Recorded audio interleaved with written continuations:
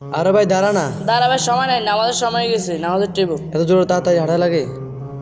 আরে ভাই আর বলিস না, আজকে স্যারের কাছে যে বকাটাই না খেলাম, পুরো ক্লাসটাই দাঁড় করে রাখছে। খাবি না তুই বাবা, খাবি না তুই? প্রত্যেকদিন রাতের 10টা 11টা 12টা একই গেম খেলস, নামাজ কাম কিছু না, তোর সময়ের মূল্য আছে বেটা। আচ্ছা বাদ দে, কালকে পড়াস না কেন? আর বলিস না, গেম খেলতে খেলতে সময়টা আর দেখা হয় নাই। আচ্ছা তুই কিভাবে পারিস পড়াশোনা, নামাজ কালাম, সব কিছু এগুলো সব মেনটেন করে চলতে? আমি সবসময় একটা কথাই ভাবি, সবসময় ভাবি যে সময়টা আজকে চলে যায় ওটা আর কালকে পাবো না, তাই সেটা ভাবি আমি সবসময় পড়ালেখা নামাজ কালাম পড়ে নিই।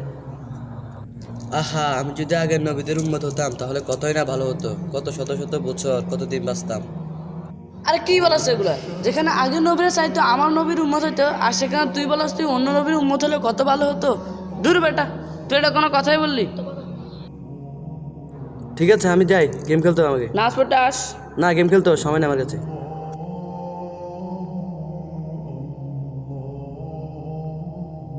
কিরে জুনাইদ, আজকে এত সকাল সকাল মসজিদ থেকে চলে আসলি, তালিমাও বসলি না, ঘটনা কি?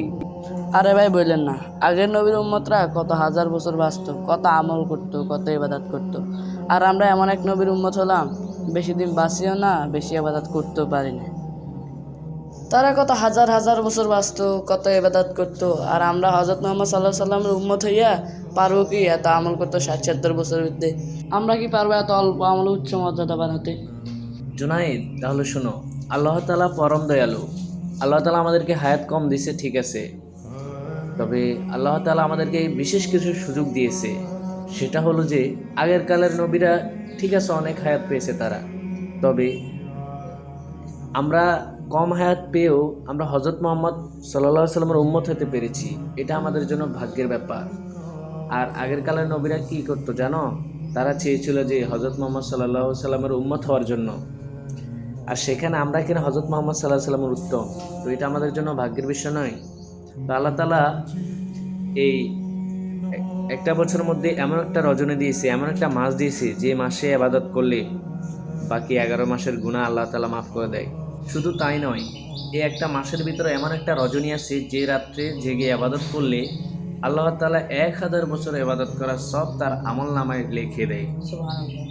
তাহলে বুঝ আমরা কত ভাগ্যবান, আমরা অল্প সময়ে কম ইবাদত করেও কত মর্যাদান হতে পারবো। বিশ্বনবীর উম্মতেরা কিয়ামতের দিন সবার আগে লাইনে দাঁড়াবে, সবার সামনের কাতারে বিশ্বনবী সাল্লাল্লাহু আলাইহি সাল্লামের উম্মতটা থাকবে।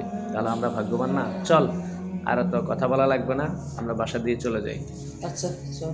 ইত্যাদি আনা লাগবে তো? আর বাদ দিয়ে দিব, দিব। আচ্ছা ঠিক আছে।